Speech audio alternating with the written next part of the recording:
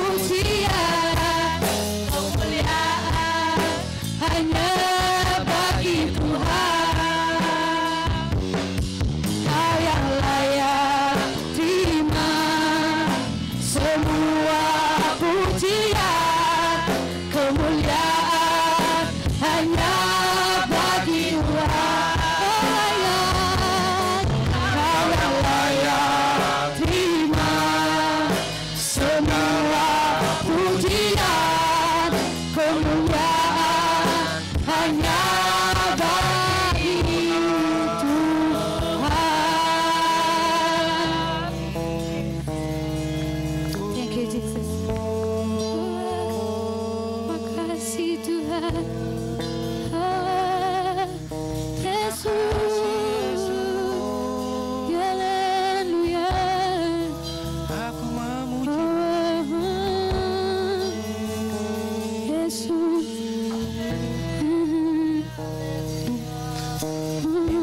kasih. Kau baik Tuhan, Kau begitu baik, Haleluya. Kau sangat baik Bapa.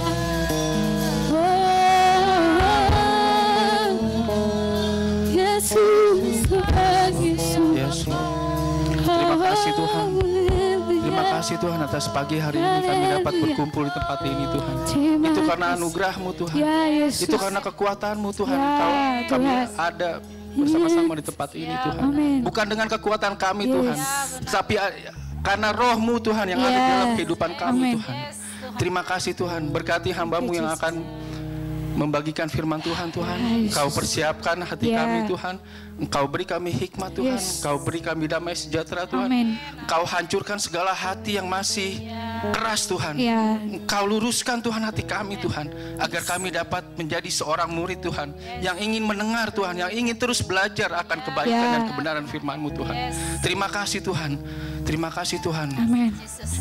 Terima kasih Tuhan. Terima kasih Lord. Thank you Lord. Terima kasih Tuhan. Yes Lord. Hanya dalam nama Tuhan Yesus Kristus kami berdoa dan bersyukur. Yang percaya katakan amin. Shalom, selamat pagi. Apa kabar?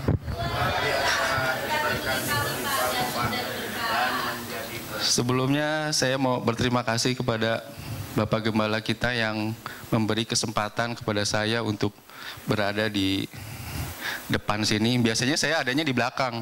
Biasanya tuh di belakang lah, nggak pernah ada di depan gitu. Tetapi saya percaya tidak ada semua tuh yang kebetulan gitu loh. Mungkin ada maksud Tuhan di balik semua ini. Nah, siapa yang percaya kalau kita dipanggil untuk membangun? Karena kalau kita tidak membangun, kita akan apa? Merusak, menghancurkan.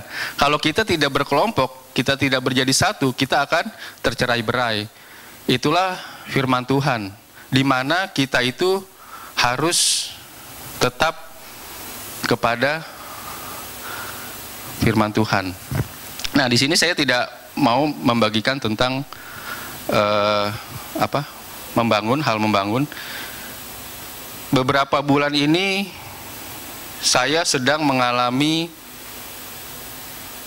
yang namanya spirit, roh, spirit of mind, pikiran kita gitu. Karena banyak sekali tanpa kita sadari, kita itu sering melupakan. Spirit itu kan berasal dari, roh itu kan berasal dari Tuhan. Ingat gak waktu kita dibuat di dalam Kejadian 2 ayat 3 kalau nggak salah. Tuhan itu membuat manusia dengan debu dan tanah dan menghembuskan nafasnya. Itulah roh yang ada di dalam diri kita. Nah, di dalam dunia ini itu ada roh juga. Jadi kita tinggal memilih nih, roh yang mana yang kita mau ambil, roh mana yang kita mau jalani. Sama halnya di dalam kehidupan kenyataan kita. Kayak saya dulu pernah berbisnis, melakukan sesuatu. Itu manusia kadang-kadang tuh suka suka lupa gitu. Suka lupanya gimana? Waktu kita menjalankan suatu bisnis, di situ kita melihat hal yang kita lakukan itu benar. Karena untuk menjadi benar gampang nggak? Siapa yang percaya kalau menjadi benar itu gampang? Siapa bilang susah? Gampang. Benar gampang menjadi benar itu. Kalau kamu punya uang, kamu punya jabatan, kira-kira menjadi benar itu gampang apa susah? Gampang. Pasti bawahan kamu, kalau kamu punya uang, kamu berkuasa, walaupun kamu salah, selalu dibenarkan. Betul gak? Tapi beda halnya dengan Tuhan. Menjadi benar itu susah. Saya itu menjalankannya. Sampai saya tuh selalu komunikasi sama Pak Amos, Pak Adi, Pak Yos. Ada hal-hal itu yang merubah diri saya dan saya bertumbuh di tempat ini. Karena apa? Karena kita saling membangun di sini, bukan saling menghancurkan. Dulu saya pernah, waktu saya masih belum nikah sama istri saya, waktu saya jalan mau isi bensin, kan belok kiri tuh. Saya udah lihat spion tuh, di spion saya tuh ada motor lewat gitu. Saya udah udah kasih sen lama, dia tuh nggak mau ngasih terus motor. Biasa kan motor maunya jalan terus kan. Tiba-tiba saya udah feeling, saya bilang sama istri saya, ini kalau saya belok kiri, ini motor di belakang saya ini yang ini kena nih. Benar, saya sengajain belok kiri. Akhirnya motor itu jatuh. Motor itu jatuh, saya keluar dari mobil. Saya marah-marahin. Kamu gimana sih? Saya kan sudah ngasih sen sudah lama. Kamu nggak punya rem untuk berhenti dulu, saya bilang gitu. Ini bumper saya rusak, bumper saya hancur. Kamu harus ganti rugi. Diganti ruginya lah mobil saya. Itu roh, spirit. Nah, begitu saya semakin lama, semakin jauh berjemaat di gereja ini, saya merasa bertumbuh. Dan semua itu berubah. Suatu ketika ada accident di keluarga saya, di rumah kakak saya, keponakan saya itu nabrak. Waktu itu kalau nggak salah lagi acara youth di sini. Nabrak, hampir mau digebukin orang sekampung. Untung bapaknya pergi ke sana, jemput, pulang dengan membawa yang nabrak itu. Tetapi mereka itu berdua saling menyalahkan gitu. Nggak ada yang mau merasa salah gitu, maunya benar semua. Nah, akhirnya keputusan kakak saya, ya udah, kamu memperbaiki motor anak saya memperbaiki motor kamu gitu. Tetapi di situ dalam hati saya sebenarnya itu pengen, ya udahlah kasihan gitu. Tapi ya udahlah, kan semua kan kebijakan ada di kakak saya kan. Ya udah. Akhirnya pas saya pergi pulang sama Pak Yos, terus saya WhatsApp kakak saya, sis, sudahlah, kasihan orang itu, saya bilang, untuk memperbaikinya. Sedangkan dia tuh hanya seorang kurir pengantar barang gitu. Berapa besar biaya yang harus dikeluarkan untuk membenarkan motor ponakan saya gitu. Udahlah, kasih aja motornya, anggap saja nggak ada apa-apa, toh masih untung anak lu selamat, saya bilang gitu kan. Oh ya udah, nanti gue bilang suami gue ya, katanya. Udah. Tiba-tiba besok pagi saya datang, udah nggak ada tuh motor, ternyata sudah dikembalikan juga. Nah, disitulah perubahan-perubahan yang saya alami gitu. Kalau dulu mungkin saya nggak mau tahu, harus ganti rugi segala macem. Tapi sekarang karena kita sudah mengenal Tuhan lebih jauh lagi, karena kita mau berubah di dalam kehidupan kita, ya itulah perubahan-perubahan dan sikap kita yang terlihat tuh kita lakukan. Tetapi ternyata di dalam Tuhan bukan cuma itu. Banyak orang-orang luar di sana yang mungkin bukan sama seperti kita, agama-agama lain juga melakukan hal yang sama, ya kan? Mereka melakukan kebaikan segala macam. Tetapi bukan itu yang mau Tuhan. Yang mau Tuhan itu gimana caranya kita sempurna di hadapannya. Dengan apa sempurna? Dengan kita tuh harusnya malah membantu mereka untuk membetulkan motornya lagi. Coba bayangkan, udah ditabrak motor hancur, akhirnya kita kasih, ya udahlah, nggak usah betulin motor saya, udah kamu betulin motor kamu. Tetapi bukan itu, malah kita harus membetulkan motornya dia. Apakah itu gampang dalam hati kita? Berat banget kan? Masih mending kita berpikir ya, masih mending lu gua kasih gitu udah. Ini malah kita harusnya membetulkan motor dia. Itulah yang Tuhan mau di dalam kehidupan kita. Bukan hanya hal-hal yang biasa saja gitu. Kita buka di dalam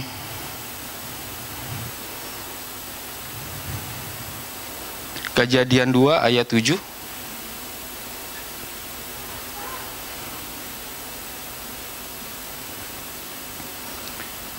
Di situ dikatakan, ketika itulah Tuhan Allah membentuk manusia itu dari debu tanah dan menghembuskan nafas hidup ke dalam hidungnya. Demikianlah manusia itu menjadi makhluk yang hidup.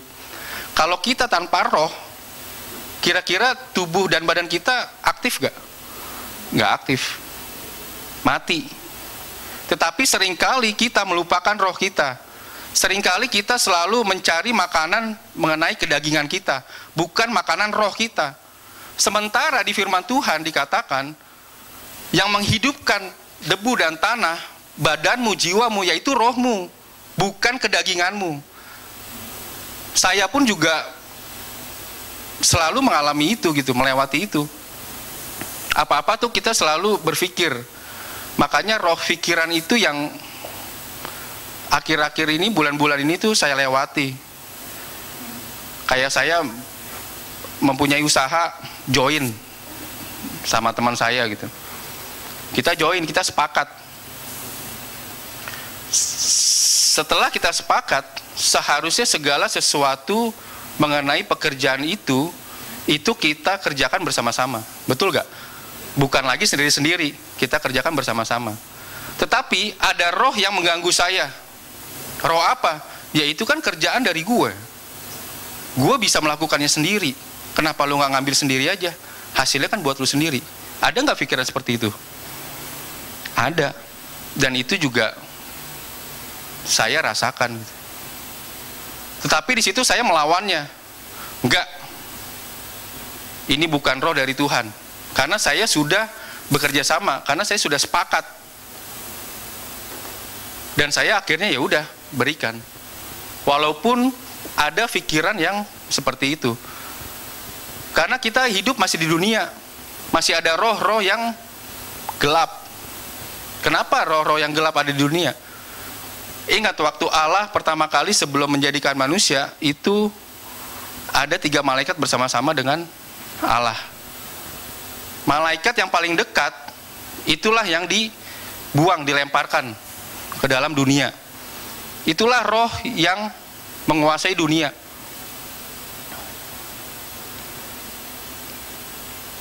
Makanya sering kali kita bertolak belakang dengan hati kita. Roh yang berasal dari dunia itu selalu mengganggu pikiran kita, bukan hati kita. Coba deh, kalian pernah gak rasakan? Kalian berpikir, kalian melakukan sesuatu, mungkin itu benar, tapi terkadang hati kita tuh suka berasa, salah gak ya gue? Gak enak gak ya gue? Karena apa? Karena roh yang ada di dalam hati kamu, itu ada roh dari Allah. Itu roh kebenaran. Makanya tuh kadang-kadang suka mengganggu. Suka lebih banyak roh-roh yang ada di pikiran kita. Dengan pengetahuan kita, dengan pengalaman kita, semua tuh adanya di pikiran kita. Begitu kita melakukannya salah, baru kita sadar, oh iya ya, ternyata gue salah ya. Ujung-ujungnya apa? Minta maaf. Gampang minta maaf.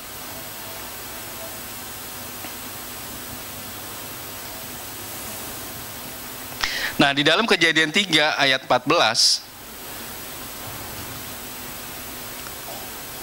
firman-Nya berkata, lalu berfirmanlah Tuhan Allah kepada ular itu, karena engkau berbuat demikian, terkutuklah engkau di antara segala ternak dan di antara segala binatang hutan. Dengan perut mulah engkau akan menjalar, dan debu tanahlah akan kau makan seumur hidupmu. Kita manusia terbuat dari debu dan tanah. Di sini firman Tuhan dikatakan di dalam Kejadian, ular makanannya apa? Debu dan tanah. Ular bisa memakan spirit kita nggak? Bisa memakan roh kita yang dari dalam Tuhan nggak? Yang Tuhan berikan? Tidak bisa. Makanya di dalam dunia, iblis itu selalu menyentuh debu dan tanah itu, kedagingan kita itu, pikiran kita itu. Karena jiwa kita terbentuk dari dalam pikiran kita. Dari memori-memori yang kita dapat selagi kita lahir. Dari pengalaman-pengalaman yang kita dapat setelah kita melewatinya. Bukan dari roh Allah. Kan sudah jelas tuh dikatakan, makananmu adalah debu dan tanah. Kedagingan kita yang selalu dihantam oleh iblis. Inilah saya senangnya banyak sekali gereja yang melakukan hal seperti itu. Saya jemaat, saya bertumbuh, saya dikasih kesempatan untuk ada di depan panggung ini. Karena apa? Karena kita saling membangun. Papi juga mau saya dibangun. Begitu juga kita, sesama kita yang ada di sini, kita harus saling membangun, bukan akhirnya menjatuhkan atau mencerai-beraikan. Karena yang Tuhan mau, kita harus membangun. Tuhan juga masih membangun di surga sana. Membangun untuk siapa? Untuk kita, untuk mempersiapkan kita di sana. Masa kita di sini tidak mau membangun? Tuhan aja masih bekerja kok, masih membangun. Masa kita di dunia diam-diam aja gitu? Jadi kalau kita ikut Tuhan, itu tidak ada yang namanya diam-diam saja. Engkau mau bersama Tuhan atau engkau mau bersama pihak yang lain. Kayak Cien bilang kemarin, yin dan yang, hitam dan putih. Tidak ada itu abu-abu. Tidak ada itu tengah-tengah. Antara hitam dan putih itu nggak ada. Kalian harus memilih. Mau pilih ikut Yesus atau pilih ikut yang lain, pihak yang lain.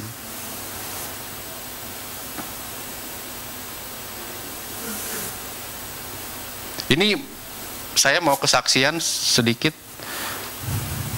tentang hidup saya.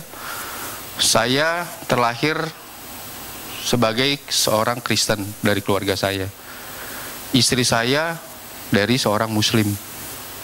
Waktu kita bertemu, ya saya sih nggak terlalu masalah dengan agama sebenarnya, karena saya dulu Kristennya Kristen yang biasa-biasa aja, Kristen KTP. Waktu kita mau menikah, permintaan terakhir keluarganya itu, bapaknya itu menikah secara Muslim. Dulu saya ya udahlah, ikutin aja lah. Toh nantinya juga kita jalanin berdua. Kita mau Kristen-Kristen, mau Islam-Islam, terserah kita kan. Udah nggak ada sangkutannya dengan keluarga. Tetapi begitu istri saya berbalik, bertobat kepada Tuhan, malah dia tuh yang nggak mau. Oh nggak bisa dong. Orang kita udah sama-sama udah ikut Kristus, kenapa harus menikah secara Islam? Dan itu saya, bukannya iman saya yang mengatakan itu. Dulu saya nggak tahu iman. Saya nggak tahu yang namanya iman itu apa. Akhirnya istri saya nggak mau, ya udah saya ikutin. Akhirnya lama-lama dia mungkin capek kali. Ya udahlah ikutin lah ya. Gitu. Tapi di situ saya yang malah nggak mau. Oh nggak bisa. Kamu dulu bilang nggak boleh. Sekarang kenapa kamu nyerah? Oh iya ya, ya udah. Itu saya nggak tahu yang namanya iman tuh apa. Benar-benar nggak tahu. Karena saya nggak tahu kebenaran. Ya mungkin saya tahu kebenaran, cuman ya biasa aja gitu saya jalaninnya. Seperti hal yang tadi saya bilang, nggak ada yang biasa-biasa ikut sama Tuhan. Udah, waktu berjalan waktu, akhirnya kita menikah. Kita menikah, keluarganya angkat tangan, terserah deh, kamu mau apa. Sampai saya ingat sekali, kakaknya, orang tuanya bilang, jangan mengharapkan kami datang. Kami datang pun sebagai tamu. Coba bayangin, ini pernikahan saya dan istri saya gitu. Orang tuanya ngomong kayak gitu, gimana hati saya coba. Sedangkan saya itu pengen kita menikah tuh diberkati sama orang tua juga gitu loh. Orang tua tuh ikut turut beserta gitu. Tapi di situ saya bilang, oh ya udah, oke Tuhan. Itu saya belum kenal Tuhan, belum ketangkep tuh sama Tuhan. Akhirnya hari H keluarganya datang, saya di situ langsung waduh, keluarganya datang juga gitu, luar biasa banget gitu.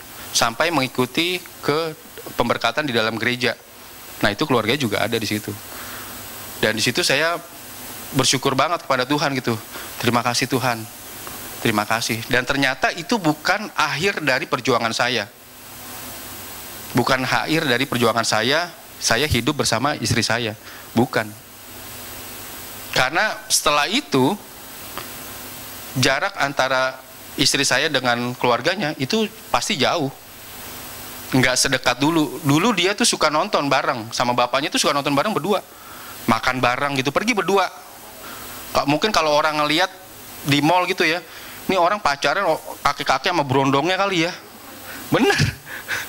Ke mall berdua gitu, jalan-jalan, nonton. Tetapi setelah itu semua putus. Selesai. Dan apa yang saya lakukan, saya tetap taat. Padahal saya belum tahu ketaatan itu seperti apa. Dan saya ketangkep sama Tuhan gara-gara istri saya. Aneh nggak? Istri saya seorang dulunya Muslim, pindah ke agama Kristen. Dia ketangkep, saya udah Kristen, belum ketangkep-tangkep gitu. Malah istri duluan. Bukannya saya yang mengajak istri saya untuk ikut Yesus, tetapi istri saya yang mengajak saya untuk ikut Yesus. Lucu, kadang-kadang saya juga berpikir, gila ya, gue dari Islam kayak Kristen dari dulu, kok malah gue yang ditangkap melalui istri gitu. Dan sekarang saya baru mengerti, itulah artinya seorang istri penolong buat kita. Amin. Nah, disitulah saya tuh terus belajar, dan baru tahu, oh ternyata iman itu seperti itu ya. Apa yang dulu saya lakukan ternyata itu iman ya. Yang saya tahu itu nekat, bukan iman. Soalnya nekat sama iman pasti tipis bedanya, betul gak? Kadang-kadang tuh kita suka melakukan sesuatu, gue nekat aja deh, lakukan saja deh. Mungkin kalau orang dunia tuh ngomongnya gitu, gue nekat. Tetapi kalau orang Kristen yang sudah percaya, yang sudah lahir baru, ayo beriman, ayo beriman. Karena kalau kita nekat, kita nggak tahu tuh hasilnya seperti apa nantinya. Tetapi kalau kita beriman, kita berdoa, itu tidak ada yang mustahil buat Tuhan. Selalu hasilnya itu ya baik.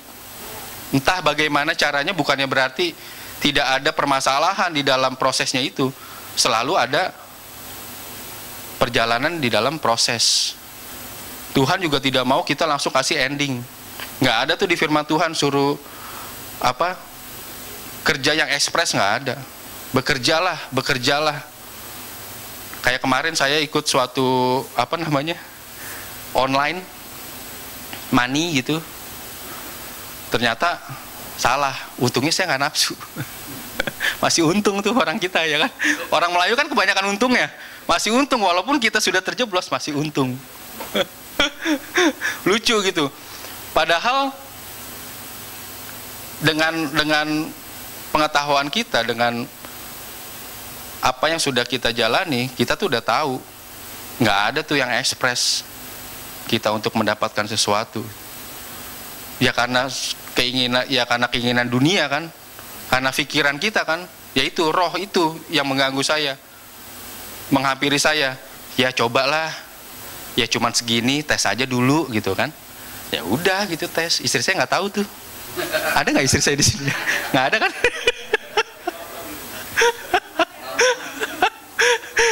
Kalau tahu bisa berantem nih. Istri saya nggak tahu, saya masukin tes gitu kan. Ya udah. Tapi dalam hati tuh udah punya prinsip gitu. Ya kalau hilang pun ya udahlah gitu. Tes aja dulu, nggak ada salahnya kan gitu. Ya udah, tes. Akhirnya setelah berapa minggu ikut, close, tutup. Hilang nih duit nih kan. Uang hilang, ya udah. Mau ngomong apa kan? Untungnya kan memang prinsip saya kan dari awal, ya udahlah. Jadi itu nggak kepikiran banget gitu loh. Dan saya juga tahu nih kalau saya pikirin banget itu akan mengganggu pikiran saya. Pikiran saya terganggu, otomatis tubuh saya juga pasti terganggu. Sama halnya ada roh jahat, roh yang tidak senang kalau kita berbuat baik, menghampiri pikiran kita, itu pasti tingkah laku tubuh kita, jiwa kita tuh nggak bener. Kenapa kita tidak pernah bisa menyiapkan waktu? Waktu itu yang menciptakan siapa? Tuhan, Allah. Kenapa kita tidak bisa memberikan waktu kita sedikit untuk Allah? Padahal Dia yang menciptakan waktu, bukan kita. Kalau kita, contoh di Indonesia gitu, kita dengan pemerintahan yang ada, membangun struktur, infrastruktur dan sebagainya, kita taat. Iya kan? Kita taat pajak, segala macam kita harus taat. Nggak pakai masker, kita taat. Kenapa untuk waktu yang diciptakan Tuhan, kita tidak bisa memberikannya sedikit pun? Seringkali kita lupa untuk waktu itu. Seringkali kita selalu mengabaikan waktu itu. Nggak kepikir, lebih asik kita main game, lebih asik kita fellowship atau apa.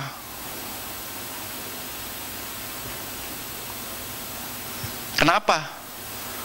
Karena roh yang ada di dalam tubuh kita itu lebih besar roh dunia, bukan roh yang berasal dari Tuhan. Kan Tuhan bilang sebenarnya di dalam firman-Nya, roh kita itu lebih besar dari apapun. Tetapi kenapa kita selalu menutupi rohnya Tuhan itu dengan pikiran kita, dengan hal-hal yang ada di dunia, dengan hal-hal yang ada di kedagingan kita? Kenapa? Saya ngerti kita perlu makan, kita perlu uang gitu. Kemarin kita ngebahas tentang mamon sama Joshua, sama Pastor Joshua. Mamon itu apa sih? Uang, benda. Mamonnya nggak salah. Yang salah apa? Spirit, roh. Roh pikiran kita yang salah menggunakan mamon itu. Tuhan itu kan nggak mau kita itu mendapatkan, kita bekerja, kita mendapatkan upah. Dengan cara apa? Dengan cara yang benar. Bukan cuman itu yang Tuhan mau, kita mendapatkan penghasilan atau uang dengan cara yang benar. Tetapi yang Tuhan mau, kita juga menggunakan uang itu dengan benar. Bagaimana kita menggunakan uang itu dengan benar? Seringkali kita kalau mendapatkan uang, walaupun itu dengan benar, kita tidak pernah berpikir gimana caranya kita menggunakan uang itu dengan benar. Kayak saya pernah dapat uang. Waktu saya belum mendapatkannya, di dalam hati saya, Tuhan tolong dapatkan pekerjaan ini, karena jumlahnya lumayan. Nanti kalau dapat, ya saya akan begini, saya akan kasih perpuluhan tuh, saya akan begini, begitu. Itu rencana manusia, betul gak? Begitu kita dapat, lupa tuh. Benar, lupa. Apalagi jumlahnya besar. Perpuluhan, dapat misalnya 50 juta. Perpuluhan, 5 juta. Mikir, waduh 5 juta nih. Ya kan? Bisa buat beli sepeda nih. Motor second dapat nih. Ya itu akhirnya roh itu yang masuk di dalam pikiran kita. Sehingga kita itu untuk berbuat terhalang. Padahal Tuhan sudah memberikan jalan. Apakah saya mendapatkan pekerjaan itu karena kepintaran saya? Dengan pengetahuan saya, dengan kekuatan saya? Tidak. Karena turut campur tangan Tuhan yang ada di situ. Akhirnya saya mendapatkan pekerjaan itu. Seringkali kita selalu terhambat dengan pikiran kita, dengan roh kita, roh yang ada di dunia kita. Sering banget gitu. Betul gak? Kita selalu dicobai oleh spirit of mind, pikiran kita. Karena iblis itu selalu masuk di dalam pikiran kita. Iblis itu tidak mau kita itu hidup dengan benar. Karena iblis itu kan dulu hidup bersama-sama dengan Allah. Dan dia ingin serupa dengan Allah. Makanya dia itu akhirnya dibuang ke dalam dunia. Nah, dunia ini milik siapa? Roh-roh apa yang ada di dunia ini? Ya roh-roh iblis. Kita dicobai gitu. Seperti halnya waktu Adam dan Hawa, manusia pertama, diciptakan Tuhan. Digoda oleh iblis, oleh ular. Dengan apa? Karena dia tidak taat kepada Tuhan. Gimana dengan kita? Kalau kita, roh kita selalu tertutupi dengan roh-roh yang ada di dunia, gimana roh kita akan terkoneksi dengan Tuhan? Gimana hubungan kita dengan Tuhan? Gimana waktu kita dengan Tuhan? Saya punya 2 orang anak. Saya bekerja, istri saya nggak kerja. Kadang-kadang tuh bulan-bulan itu saya berpikir capek banget nih. Capeknya kenapa? Saya harus bekerja. Makanya saya selalu bilang di status saya itu berdoa, bekerja, bersyukur, belajar. Di samping itu juga saya lagi belajar nih. Lagi belajar juga, dan itu padat banget. Sampai kemarin itu Pak Joni itu WhatsApp saya, bro, buat tugas Senin besok udah selesai belum? Ah, tugas yang mana Pi? Saya aja nggak tahu. Karena kesibukan kita gitu. Kesibukan kita di dalam pekerjaan kita. Saya lupa tuh belajar. Minggu lalu juga malamnya ada ujian akhir. Saya juga nggak pernah belajar tuh. Karena sibuk kerja gitu. Tetapi yang saya tidak pernah lupakan, saya selalu berdoa. Saya selalu mengucap syukur kepada Tuhan dengan apa yang saya dapat pada hari itu. Dengan apa? Dengan sukacita yang Tuhan berikan selalu kepada saya. Seringkali kita tergoda oleh pikiran-pikiran yang negatif. Banyak banget gitu. Kayak kemarin saya pergi ke Ciater sama David, pulangnya udah selesai. Wah, gue harus begini nih. Saya cari tim saya nggak tahu kemana. Akhirnya tuh timbul pikiran tuh yang jelek tuh. Waduh, ini gimana mau beres nih kerjaan nih? Kalau begini nih orang ini, sedangkan saya hubungin nggak bisa, ini segala macem. Saya naik motor, saya merenung gitu. Ini saya mau pilih pikiran itu apa positif ya? Udah positif deh, bodo amat deh. Udah saya pulang nih. Udah saya buang tuh pikiran-pikiran yang jelek-jelek tuh saya buang gitu. Begitu saya pulang, belum sampai rumah, istri saya telepon. Yang nih ada ini nih datang ke sini. Puji Tuhan dalam hati. Coba lihat di situ. Kalau kita sudah melakukan pikiran yang negatif, udah masuk tuh hal-hal roh-roh negatif di dalam pikiran kita. Tetapi saya menolaknya. Belum tentu kan hal yang kita pikirkan itu benar. Seringkali kita selalu maunya ekspres apa yang kita pikirkan, ya itu kita benar. Apa yang kita mau dapat maunya ekspres cepat. Semua manusia zaman sekarang maunya cepat. Semua proses serba cepat maunya. Malah kadang-kadang nggak mau ada proses, maunya tuh langsung dapat. Mana ada? Semua harus dengan proses. Saya pun dapat berdiri di sini di tengah-tengah ini melalui proses juga.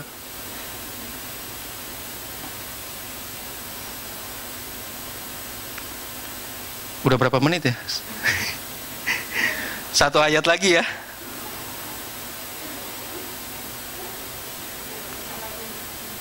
Hah? Ini saya tutup dengan Efesus 6 ayat 12.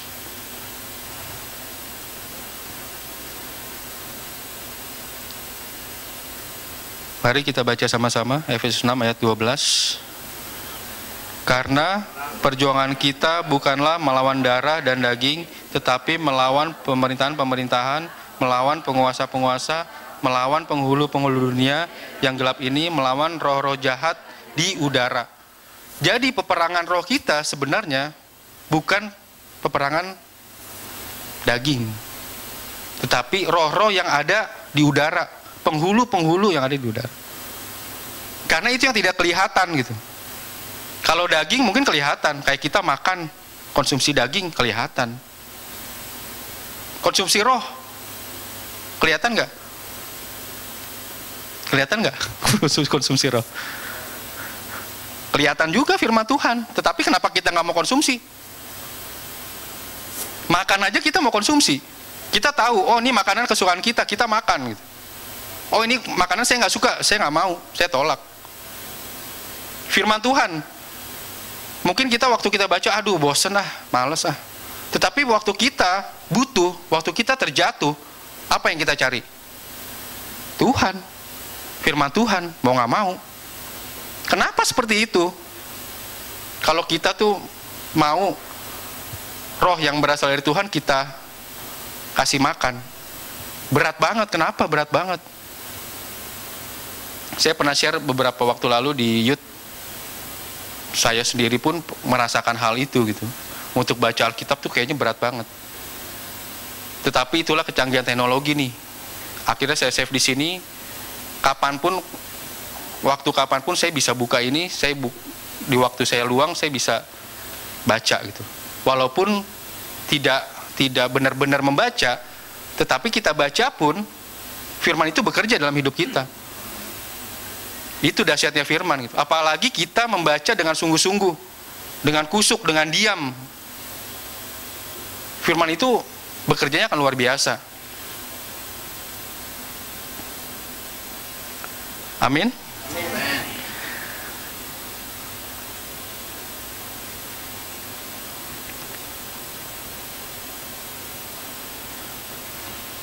Oke, saya tutup dengan kesaksian saya satu lagi. Banyak banget kesaksiannya. Dulu saya bisnis handphone impor di luar negeri. Saya sebulan 2 kali pergi ke Hong Kong, ke Cina untuk impor handphone waktu zamannya BlackBerry. Waktu saya impor, itu saya mendapatkannya dengan tidak benar. Saya nipu orang-orang yang ada di Indonesia. Dengan cara apa saya nipu? Saya pergi ke Cina membeli handphone yang bekas dengan harga murah. Saya rekondisi, saya ubah semua. Tadinya yang misalnya kamera nggak bisa, saya ganti kameranya, saya tutup dengan case yang baru, dengan casing yang baru. Saya bawa ke Indonesia, saya jual. Dan saya jualnya dengan baru. Itu saya menipu. Dan saya ini kesaksian saya yang pertama di tengah-tengah jemaat di live streaming ini. Di situ saya berpikir saya benar melakukan itu. Karena apa? Kedagingan saya yang ada pada saat itu. Orang saya nyari uangnya benar kok. Saya berbisnis kok. Kan jual beli barang. Itu pikiran saya dulu. Lambat tahun, akhirnya saya sadar, bertumbuhnya iman saya sadar kalau apa yang saya lakukan itu ternyata salah. Itu nggak benar. Saya nipu orang gitu. Orang barang bekas dibilang baru. Makanya dulu waktu zamannya awal-awal BlackBerry itu, masyarakat umum tuh nggak tahu kalau barang itu tuh barang rekondisi. Taunya itu barang baru. Karena case-nya semua kita rubah. Sampai buat email-emailnya pun kita rubah. Nah, singkat cerita, bertumbuhnya iman saya sadar, wah ternyata saya salah ya. Tuhan tegur saya jatuh, saya mulai berpikir, oh saya salah nih. Kalau gitu saya nipu nih. Saya rubahlah bisnis itu. Akhirnya saya tetap impor dari sana, saya masukin, saya buat baru, tetapi saya jualnya second. Itu saya lakuin. Di situ saya jatuh lagi. Saya mulai berpikir lagi, apa yang salah Tuhan? Apalagi nih yang salah gitu? Kan saya udah melakukan hal yang benar di dalam pikiran saya. Saya udah nggak bilang ini baru, saya jual second juga. Gitu. Apalagi yang salah? Apalagi si Tuhan yang salah? Ternyata hikmat itu dapat. Yang salah itu, saya masukinnya itu dengan gelap. Tidak ada cukai. Makanya dulu ada namanya BlackBerry itu barang distributor. Beda sama barang resmi. Bedanya itu lumayan, bisa 1 juta. Resmi sama distributor. Bener gak? Pasti kalian kan menggunakan BlackBerry dulu. Kalian beli. bedanya garansi resmi sama distributor itu jauh banget. Bener jauh banget gitu. Akhirnya di situ saya dapat hikmah, saya berpikir, oh iya, gue masukinnya nggak bener nih ya handphone. Udah deh, gimana caranya saya mau masukin handphone ini dengan benar gitu. Saya berusaha lagi tuh, masukin dengan benar. Tetapi setelah saya hitung-hitung, ya kita namanya bisnis hitung-hitung kan. Saya hitung-hitung, ternyata marginnya itu kecil. Kalau kita masuk barang itu dengan peraturan yang ada, dengan yang selundupan, itu bedanya jauh banget gitu. Karena pajak kita di Indonesia kan tinggi. Akhirnya kayak kita beli garansi resmi sama, harganya cuma beda-beda cepek, nopek. Ya percuma gitu. Sedangkan dulu kan saya marginnya bisa 1 juta satu handphone gitu. Akhirnya saya bilang nggak apa-apa deh, taat deh. Kan firman Tuhan bilang taat pada perkara kecil gitu. Ya udah kita taat gitu. Kita masukin. Akhirnya begitu berjalannya waktu, saya makin bertumbuh, bisnis saya makin baik lagi. Setelah saya jatuh, bisnis saya makin baik lagi. Itulah spirit of mind menggoda saya lagi. Udah masukin setengah-setengah. Mulai tergoda lagi tuh pikiran. Masukin setengah-setengah. 50% lu bayar nih. Pajaknya nih, cukainya nih. 50% ya tutup mata deh gitu kan. Jadi kan bisa itu tuh mix. Bisa saling tutup tuh. Jadi cuan lu lebih gede gitu kan. Itulah yang menggoda kita gitu. Sampai saat ini pun kita hidup selalu digoda dengan itu. Spirit of mind. Selalu kita datang pikiran-pikiran yang tidak baik di dalam pikiran kita. Iblis itu tidak ada capek-capeknya selalu menggoda kita. Menggoda pikiran kita. Pemain bola pun, mau apapun itu, bisnis apapun, olahraga apapun, itu selalu digoda spirit of mind. Pemain bola waktu dia udah tahu kalah 4-0, detik-detik terakhir udah mau habis, apa yang dilakukan? Entah dijegal lah musuhnya, inilah. Ada aja tuh pikiran-pikiran yang ingin menjatuhkan. Padahal dia udah tahu dia nggak akan menang gitu. Sama seperti iblis, dia udah tahu nggak akan menang. Kalau kita itu, roh kita itu dalam Tuhan itu besar. Tetapi apa? Dia selalu mencari celah. Dia selalu menggoda kita. Membuat kita itu terkadang itu tidak sadar. Contoh halnya sama kayak pemain bola itu. Udah tahu 4-0 udah kalah jauh. Menit tinggal 2 menit. Ada aja tuh yang diperbuat oleh lawannya yang kalah. Entah dijegal lah. Entah dibuat cedera lah. Sama halnya seperti iblis. Dia tuh ingin kita itu, anak-anak Tuhan seperti itu. Makanya kita harus tetap terhubung dengan Tuhan. Kita harus tetap terkoneksi dengan Tuhan. Kita harus berikan waktu kita, luangkan waktu kita untuk Tuhan. Karena tidak ada cara lain. Amin. Sekian sharing saya pada pagi hari ini. Terima kasih. Tuhan Yesus memberkati.